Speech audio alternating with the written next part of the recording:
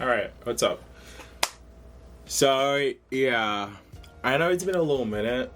Well, I need to stop saying this, but the problem is, it's always been a little minute, since the last time that I took camera to talk about a specific subject. So that's the reason why anytime that I have a camera in front of my face, so I only say it's been a little minute, or I start with it's been a little minute because it's literally been a little minute. But it hasn't really been a little minute because I think you guys be seeing me every day. I just do not talk. I do stuff fast, with the little spinning thing that I have. But it has not been a little minute. That's what I'm trying to say. So yeah, what's up? I hope that you guys are doing pretty well and that everything is doing pretty well. But for me, I'm pretty fine. I'm just at home studying and getting some stuff done, working on my YouTube channel as always, and doing other stuff as well. And I talked to you guys about studying new things, multiple things actually. So, which is, well, I could have just said things and not say multiple things because it's still the same thing, but my bad. So, yeah, we did talk about, studying new things.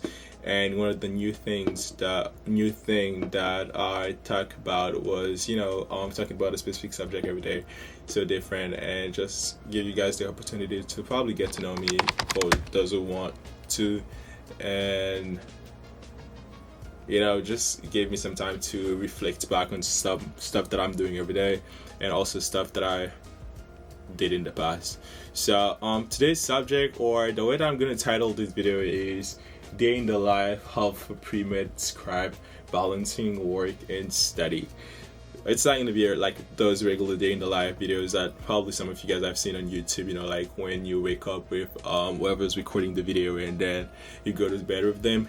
Because one, I cannot do that. Well, I can do that, but it would have been so exhaustive as a process, because having like a camera for everything that I'm doing, and the thing that I'm doing as a scribe does involve, me talking to multiple patients because the practice is really busy, and multiple interactions that I'm not allowed to record because of HIPAA, and also I think because of my own personal values, because those patients that I do get to see with the provider that I work with every day, they have some really personal problem, if I can say, like wounds at some specific parts that you really do not want to show off on cameras. And yeah, so I just decided, I'm not going to be doing those like day in the life, because one, the multiple problems that I just talked to you guys about, and two is the fact that you have HIPAA.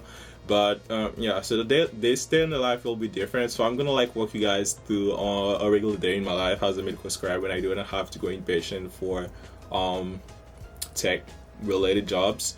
So a day in the life will be me waking up at 5 or 6 if I know clinic is going to be really busy. So I'm going to go wake up early in the morning and just make sure that I go inside really early, because if I get inside early, so I have time to actually prep some charts and get ahead of the day, kind of go through the new patients, because the new patients, they usually take a good amount of time. So I go and see each new patient and kind of have an idea of what they might be in or come in at the center today, because it does help sometimes. It does help to better understand the person, even if you're not gonna be prescribing anything, because I'm just a scribe.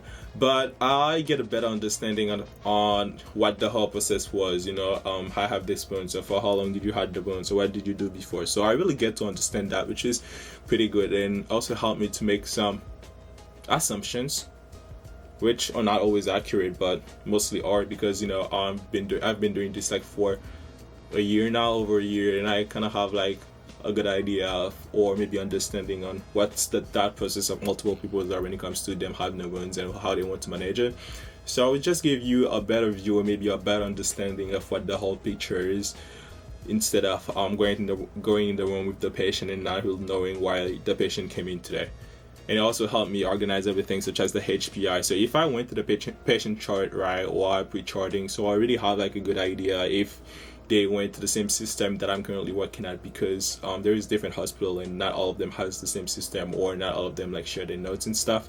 So if it's the same system, I'll be able to get access to the notes, and then I'll go to the past notes and see what have been done before, and then I'll report it to the attending that I'm working with, which is, well, not really necessary, because you always go to the patient chart and kind of have an idea of what the patient might be in. But I like to do it because I think it's gonna help me as a medical student, or just as a doctor in general, to get this habit started, getting to know your patients before they comes. And sometimes I'll present him the patients, because I literally say, hey, this is the name, this is the age, and some medical condition that I have on files, and that might be the reason why they're coming in today, which is pretty good practice, because I don't think that everybody has the opportunity to do it. And I, from like those medical student vlogs that I've been able to see on YouTube, like the thing that they mostly complain about is them presenting the patient and how challenging it is. Well, probably because you have added responsibilities in your I'll say assumption actually are considered as a medical student, and that's one of the reasons why they might be really anxious about it. But I'm just getting this practice in because I know it's gonna help me. So I just go into charge, present the patient to the attending, the new patients, not the established patients, because we all already know the established patients as they come in every week for their weekly follow-ups. So we just go out, present the patients, and then we sometimes discuss about the past medical history. If there has like new pathology that I generally don't know anything about, so he will talk to me about it. And if he had like some idea of what he wants to do with the patients, for example surgery, because he's a plastic surgeon, so he might talk to me if I ask him about what kind of flap he's gonna do and like how the whole process is gonna be. He's a pretty cool guy, and thanks God I have him as a mentor, as a surgeon. This guy is just perfect. I know anybody is perfect, but this guy is perfect. So yeah, so that's kind of like me, coming early. We pre-chart because we have a really good amount of patients to see, and then we will usually start clinic at like 7:30, 7:45. And the reason being is the nurses, they have to get on site before we actually start seeing patients, because without any nurses we cannot do anything, because the patients, they come in at the clinic or at the center. So they have sometimes dressings that need to be taken off, the wounds need to be cleaned, and usually the nurses does that, and also reports and do all the documentations that they have to do before we actually come in the room and see the patients. So 7:30, 7:45, that's when we usually start. We have our new patients or follow-up patients based on the way that the AMA actually plans the day. One thing that I've been able to see when it comes to this whole medicine thing is it's not all the doctor's fault. You being seen at 7 a.m. or 9 a.m. is not the doctor's fault, or not only the doctor's fault, because the doctor is not the one making the schedule. So the schedule are usually done by the MA and then reviewed by the practice manager, at least for the center where I currently work at. And then they report anything that have to be reported to the providers.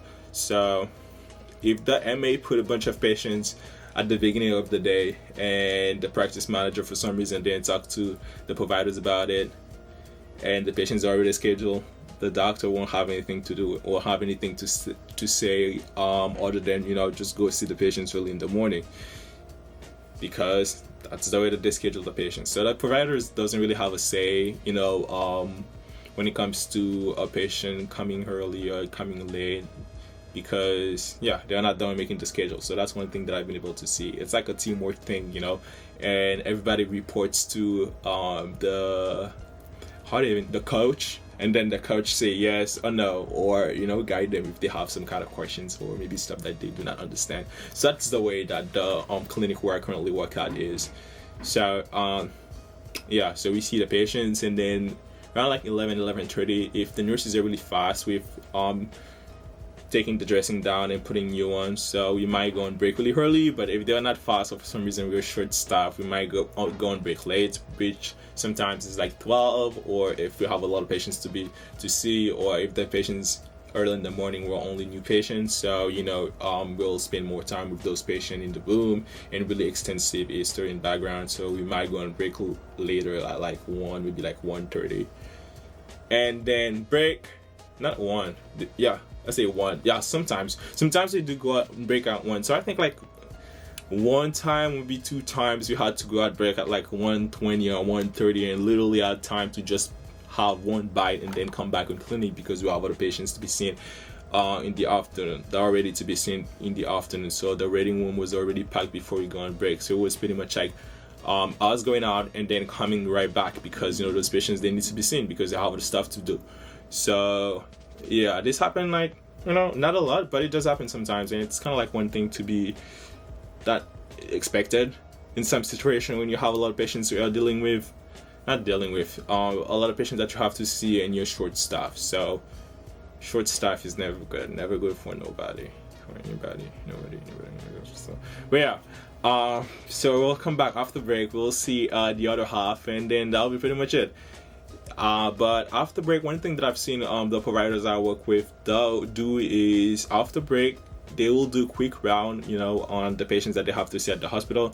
Sometimes they have new consult on the same hospital or maybe the same campus, so they'll just go upstairs because outpatient is downstairs and inpatient is upstairs, so they'll just go inpatient, so upstairs, and then they will like see the new consult that they'll follow up, maybe do rounds on people that they already talked to or people that they did surgery on, and they will come right back on clinic. That's like one thing that they do because they don't usually have a lot of patients on this specific campus that I worked at every day, so it's like really easy for them to do rounds and just stuff.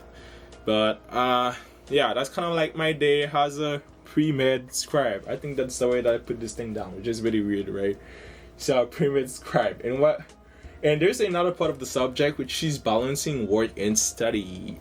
So work is a 9 to 5, regular 9 to 5, and I'm pretty sure like you guys already had that about it with the way that I explain it. So it's like regular 9 to 5, but we still have downtime sometimes. When I talk to you guys about the dressing that needs to be taken off and then you want to be put in after the providers see the bones, and if they have like any new regimen they want to add or remove. So this is my downtime. And the thing that I usually do when it comes to those downtimes is sometimes nothing. At the really beginning, I generally didn't know what to do with my downtimes, and nobody's going to tell you what to do with your downtime. So you either scroll on your phone or you don't do anything, which is pretty fine with everybody, as long as you do your job. So my downtime, the thing that I used to do at the beginning with them is nothing, or scrolling on my phone. I literally had this time that I remember that I used to play on my downtime, and as I'm thinking about it right now, I'm like, I shouldn't really do that, because you could have done something else with it. But with time I grew, and I kind of like developed like other habits and took those down and replaced them with new stuff.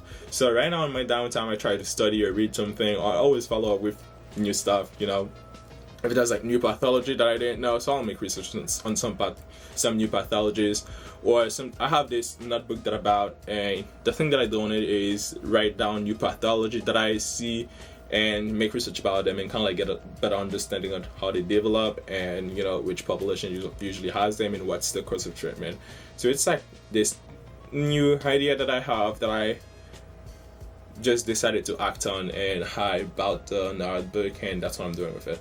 So for now I only have like 1 or 2 pathology when it comes to this thing in the notebook, because we don't really see a bunch of new pathology when it comes to wound care. We just see like the regular thing, which is venous ulcers, and we see non-healing surgical wounds a lot, and that's pretty much it. That's the regular thing. Probably chronic lymphedema, some sprinkle of chronic lymphedema sometimes, or what else do I see? Diabetic wounds a lot, diabetic wounds, gangrene and stuff like that. We do see a lot, but other than that, it's pretty much like the same thing. Non-healing surgical wound or chronic wounds and stuff like that. So not a lot of new pathology, but when it comes to new pathology, like one thing that I have on my notebook is GM, which is granulomatous mastitis. I don't know if they even, don't quote me on this, I don't even think it's I know it's mastitis, but I don't know if it's granulomatous. I don't even remember right now, but that's like a new pathology that I didn't know that I put in my notebook. That's pretty good.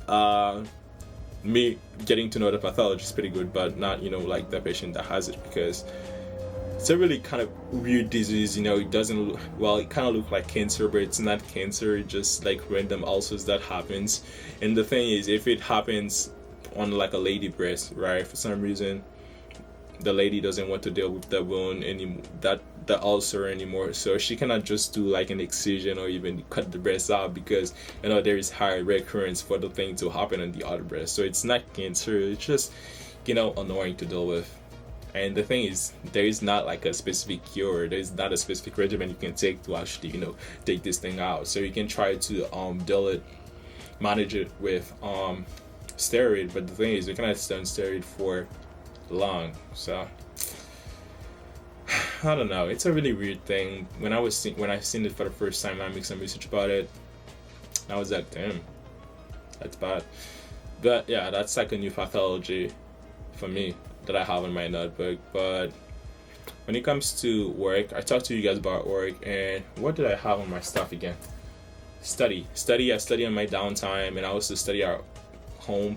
And I have 2 jobs, so I'm a scribe and I'm a tech at the same time. So right now, the new thing that I did is try to have all my clinic days, inpatient and outpatient, on the same week day, and I try to have my weekend off. So on the weekend I also study too, but I make sure that I study every day. And with this YouTube channel thing too, it also keep me accountable, with my studying, because I get to study with you guys and also post stuff and post how my studying went with you, and it keeps me accountable at the end of the day and see how far that I did. Because I wake up and I tell you guys good morning, and then the study is 0, and then by the time that I go to bed, my study is like 6 hours, maybe 7 hours. So I'm pretty happy about it, and I'll learn new stuff too. And I just can't wait till the community grow up so much more larger, and then I'll have like a bigger audience, and then I will just make like live studying sessions. And that would have been so good, but I'm just waiting for this. I know it's not the time yet, but I'm waiting for this. But thank you for the support that you guys give me every day. I really liked it, and the community is growing every day, which is a pretty good thing too. So I'm just seeing the work that I put in like months and months and months and months right now, and I'm pretty happy about it. So this was the answer for question number 1, and tomorrow afternoon or maybe tomorrow morning, however I want to do it, will come up with an answer for question number 2, which I'm not gonna say right now. So you better come back tomorrow morning and see it. So yeah, thank you for watching this video, and I'm gonna cut this thing right now and try to put it together and then put it in YouTube, because if I try to do it later I have a 12-hour shift, so I most likely not do it or forget about it. So I'm not trying to do that. So gonna do the work as soon as I see it. That's the way to go. And yeah, I'm gonna close this.